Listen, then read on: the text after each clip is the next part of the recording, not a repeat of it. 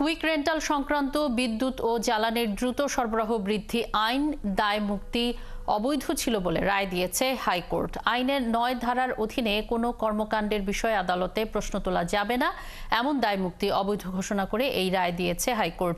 বৃহস্পতিবার বিচারপতি ফারাহ মাহবুব ও বিচারপতি দেবাশিস রায় চৌধুরীর হাইকোর্ট বেঞ্চ এ রায় দেন। রায়ে আইনের ৬-২ ধারায় ক্রয়, সরাসরি চুক্তি ও বিনিয়োগের ক্ষেত্রে বিদ্যুৎ ও জ্বালানি মন্ত্রীর একক সিদ্ধান্ত নেয়ার ক্ষমতাকেও অবৈধ ঘোষণা করা হয়েছে। এর আগে গত ২ সেপ্টেম্বর কুইক রেন্টাল সংক্রান্ত বিদ্যুৎ ও জ্বালানির দ্রুত সরবরাহ বৃদ্ধি আইন ২০১০-এর ৯ ধারায় দায়মুক্তি কেন অবৈধ ও অসাংবিধানিক ঘোষণা করা হবে না তা জানতে চেয়ে রুল জারি করে হাইকোর্ট।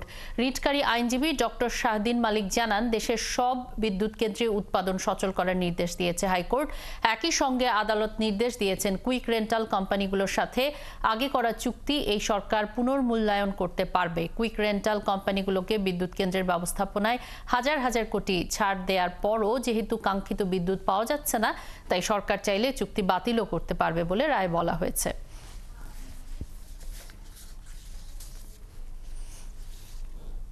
এ বিষয়ে আরো খবর নিয়ে হাইকোর্ট থেকে আমাদের সাথে যুক্ত আছেন সহকর্মী মিল্টন আনোয়ার। মিল্টন, এই আইনটি বাতিলের পরে আইনজীবীরা কি বলেছেন? যেমনটি বলছিলাম যে আইনটি পুরোপুরি বাতিল হয়নি।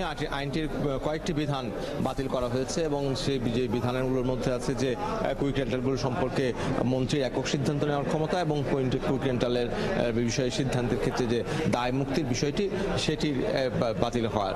এবং এখানে যেটি আইনজীবীরা পরে বলছেন যে এখন যেই আদেশটি হয়েছে আদেশের ফলে কুইক রেন্টালের বিশেষ বিধানের কারণে কুইক রেন্টাল বিদ্যুৎ কেন্দ্রগুলোর যেই দায় মুক্তি দেওয়ার থাকার কারণে তাদের বিরুদ্ধে বিদ্যুৎ না দিলে কিংবা তাদেরকে বসে যে তাদেরকে যে ক্যাপাসিটি চার্জের নামে তাদেরকে যে টাকা দিতে হতো বিদ্যুৎ না কিনেও, সেটির ব্যাপারে এখন ব্যবস্থা নেওয়া হবে। এবং কুইক রেন্টালের নামে যে অভিযোগটি একটি বড় অভিযোগ যে কুইক রেন্টালের নামে হাজার হাজার কোটি টাকা দুর্নীতি করা হয়েছে, হাজার হাজার কোটি টাকা রাষ্ট্রের অপচয় হয়েছে বিদ্যুৎ কেন্দ্রের স্থাপনের নামে, বিদ্যুৎ সরবরাহের নামে, সেইগুলোর ব্যাপারে সরকার সিদ্ধান্ত নিতে পারবে যেহেতু এখন আর দায় মুক্তি নেই। এবং আপনি জানেন যে ২০১০ সালে যেই আইনটি হয়েছিল সেই আইনটি ২ বছরের জন্য হয়েছিল এবং পরবর্তীতে সেই আইনের আওতা বাড়াতে ২০২৬ সাল পর্যন্ত এই আইনের কার্যকারিতা বৃদ্ধি করা হয়েছে। এবং এই একই সময়ের মধ্যে যে ৮টি কুইক রেন্টালকে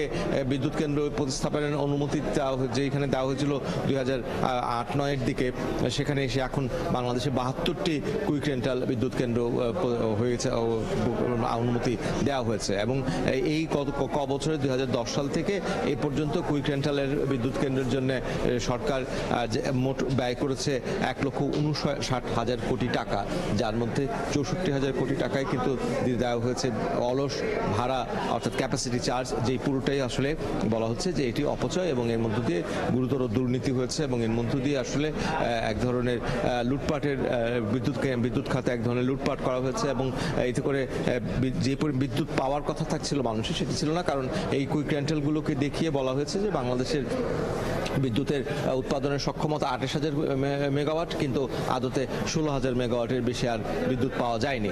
ফলে এটি একটি লুটপাটের জায়গা হয়ে গিয়েছিল এবং এর মধ্য দিয়ে সংবিধানের যে সকলের আইনের চোখে সকলের সমান, এই যে সমানাধিকারের যে নীতি, সেই নীতির কিন্তু ব্যত্যয় ঘটেছে, যে কারণে এই দুর্নীতি এবং নীতির লঙ্ঘন এই দুটোর কেন্দ্র করে এই রিট আবেদনটি হয়েছিল। এবং এখন এই আদেশের ফলে কুইক রেন্টালের ব্যাপারে সরকার সিদ্ধান্ত নিতে পারবে, চুক্তি পুনর্মূল্যায়ন করতে পারবে এবং অতীতে যদি কোনো দুর্নীতি হয়ে থাকে, অনিয়ম হয়ে থাকে, সেগুলোর ব্যাপারে তারা সিদ্ধান্ত নিতে পারবে। অনেক ধন্যবাদ মিল্টন আনোয়ার, সঙ্গেই থাকবেন। আমাদের সাথে হাইকোর্ট থেকে যুক্ত ছিলেন সহকর্মী মিল্টন আনোয়ার।